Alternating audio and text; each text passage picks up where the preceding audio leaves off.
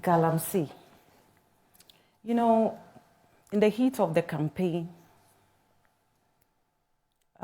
those who were following the conversations, they will bear with us that the MPP suffered a major blow when it came to Galamsey. Almost every media house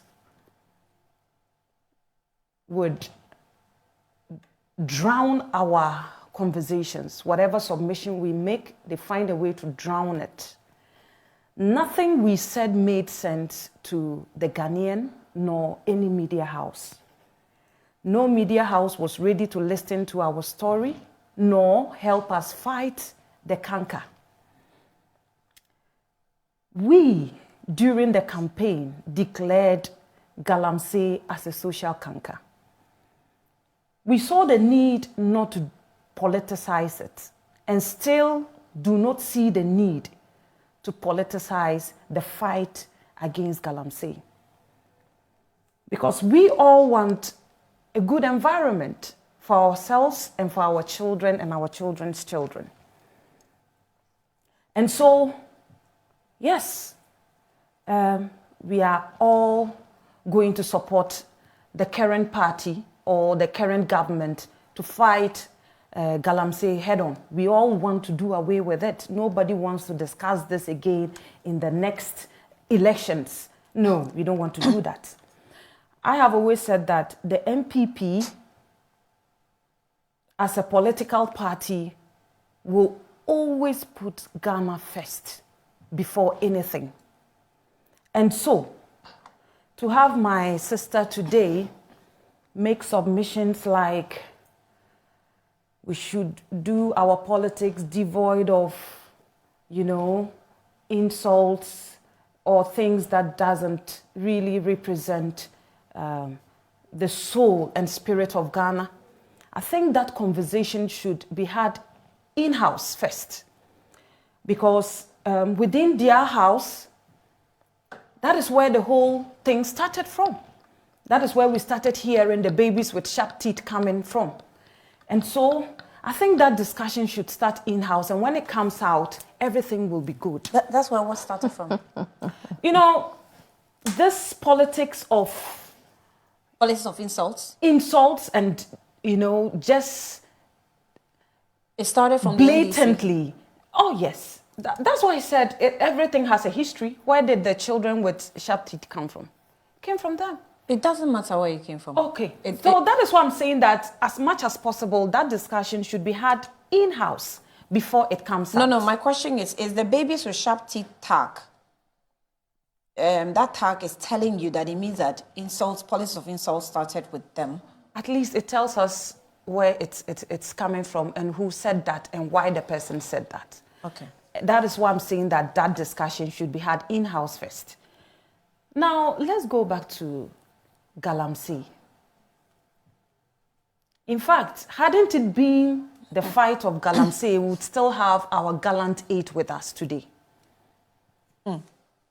We would still have them with us. Because why were they going there? They were going there because they want to fight Galamsey. I remember during the heat of the campaign, the NDC had a clear-cut, road to solving Galamsey. And one of the things they used against our government was that we should call for a state of emergency. But today they've done 8 months in government. And when you raise the issue of let's call for a state of emergency, the NDC is running away from the very thing they prescribed to us. What is that? Are they ready to fight the Galamsey? Or they were just trying to buy votes, or should I say, make political capital out of a social issue? You promised us that when you come, you are going to deal with the kingpins. So far, how many have been arrested? How many of what? The kingpins? Yes, have been arrested. Because there's still serious Galamsey going on in this country. But one to me was invited. I had our win. You mentioned, okay, is it only Wound to me? So now that Wound to me has stopped mining. He's one of the kingpins that were named in the Frimpong Boating's report. Yes. So now you've mentioned him. Good. Has Galamsey stopped? It hasn't. Meaning that there are more to be arrested.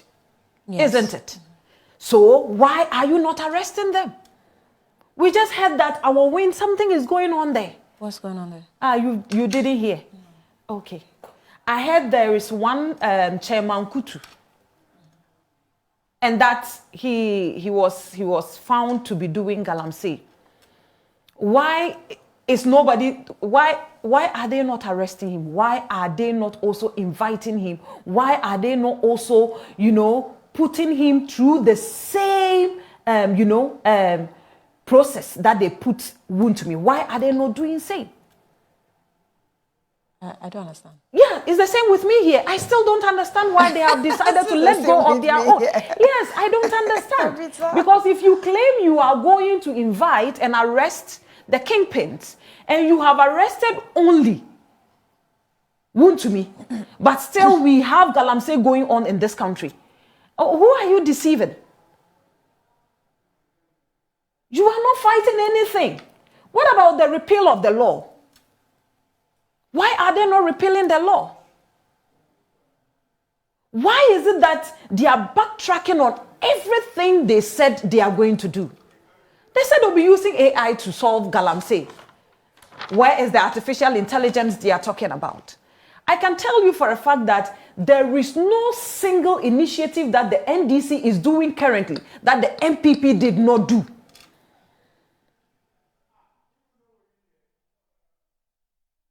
We had tracking devices that were tracking excavators and all that. It didn't yield anything. We even went ahead to prosecute people and put people behind bars, which the president said when he comes, he is going to give them amnesty and go after the kingpins. That did not solve Galamsey. We introduced, the military personnel and other security personnel to go into the pits and to fight Galamsey head on. It still did not yield results. And that was because the political parties were not together on this. Because we had people, the NDC, one of their deputy communication directors, going into the farmlands, going into Galamsey areas and telling the people that keep on doing what you are doing. The government is not concerned about your livelihoods. And so when you vote for us and we come, we will allow you do Galamsey. You were to the extent that they emboldened... The name is Kuto. Kuto, yeah, sorry. Not Kutin. No Kuti. No. Sorry. You had Chairman Kutin who is passed, actually. Okay. So why? Why will the government be telling people that don't do Galamsey? Meanwhile, you have the opposition party going into Galamsey sites and urging the people on and telling them that, look, go ahead and do it. When you vote for us, we will protect you. We will let you do Galamsey, which emboldened them to the extent that when they won immediately, something happened in Obuasi. We saw what happened in Obuasi when they opened fire on innocent people, all because of a reckless campaign message that the NDC, advanced and encouraged their own to go and seize. There is even an instance where Mr. Gbandi, their own deputy organizer, on Joy News, said it boldly that there was a pit that MPP was mining in, and now that they have come, they want them to hand over that particular mining site to them. All these things are going on in this country. Meanwhile, we come back and sit here and pretend. A Galamsey pit? Yes. They were taking over mines. Especially if they see that you are probably aligned to the MPP and you even have license to mine, they are still going to take it forcefully from you. Why are we doing this? And then we come back here and sit and pretend as if we don't know where the problem is. The problem is that the government is lacking the political power to do exactly what they said they are going to do. And so we shouldn't even be having this conversation this morning. All the things they highlighted, all the things they postulated, all the things they said they will be doing when they come into power. Why are we not holding them to those things? Why are they still not repealing it? Why? Meanwhile, we let people come and sit here and talk about the same thing as if we don't know what we are doing. Okay, so let's put this in proper perspective just for the purposes of legalities that it could attract. The Chimamponia constituency chairman of the ruling National Democratic Congress, NDC, Mr. Haruna Salifo, popularly known as Chairman Kutu, has refuted allegations made in a viral video that he is involved in illegal mining in the area. Now, in response to the allegations, Chairman Kutu has also taken legal actions against the publisher of the video, seeking damages of 1,500 pay. According to the rate filed by the Chairman Kutu, the defendant's statements were false and damaging to his reputation. The plaintiff claims that the publication were defamatory and have caused harm to his person and professional life. The NDC chairman is also seeking several reliefs, including a declaration of defendant's publication and defamatory, and an order for the defendant to retract the publication on the social media platform, a public apology of the defendant, an order restraining the defendant from publishing further falsehood against the plaintiff. And while refuting the allegation, Chairman Kutu also reiterated his commitment for the government's efforts in combating illegal mining. So just so I put you in a safe space, because it has happened on this platform before for comments of that nature. Right. Okay, so that is fine. If he comes out to make this point, then I think I will take back. I'll take back what I said concerning him, because I also saw it as a news item. Okay, and you were not privy to this. No, I wasn't. Now that I have this information, I think I will guard myself from now on.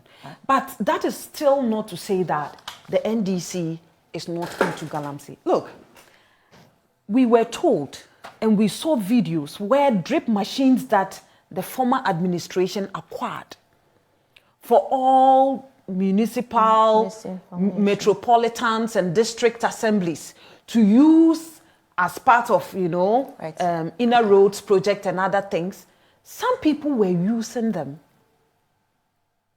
in your town to go and do mining in some constituencies. I'm trying to, pull out that, that information where it happened exactly. But the previous administration did not completely acquire these machines. It was a partnership. No, I'm not talking about the partnership. I'm talking about where the machines that were meant to be used in, road constructions and other things. You have some of these DCEs using them to do Galamsey in this country. Okay. We have seen instances where they have seized, excavators, and you have NDC people going in to pick all these excavators, and before you realize they are back into the mines. And I saw a video of the women's organizer for NDC. I've missed the name. Hannah Bisu. Yeah, you saw her video where she said she had seized some excavators, and when she went back to carry those excavators away, she went and those excavators were not there. All those things were happening in this administration. The very administration that told us that when they come, they are going to make sure that, illegal Galamsey was unattractive to the ordinary Ghanaian. They are rather the people who are encouraging the ordinary Ghanaian to do Galamsey. And so I want to conclude by saying that shame on them. Yes, shame on them. That you can say all these things and buy the votes of Ghanaians and take them for granted. And at the end of the day, you make the ordinary Ghanaian that voted for you based on your commitment to fighting Galamsey to be or to feel like I've been robbed. But have they already failed in 8 months or 8 months? Is that what your No, judgment you know, or your score? you look at the beginning and you can tell what the end will be. Okay.